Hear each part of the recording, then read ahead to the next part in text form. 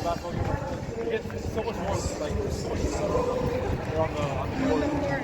Oh my gosh, it's actually Ladies and gentlemen, boys and girls, tonight's national anthem is brought to you by the International Brotherhood of Electrical Workers, Local 611.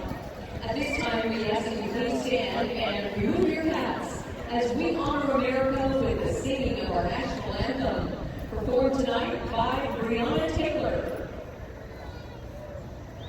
Oh, say, can you see by the dawn's early light what so proudly we hailed at the twilight's last gleaming, whose broad stripes and bright stars through the perilous fight o'er the ramparts we watched were so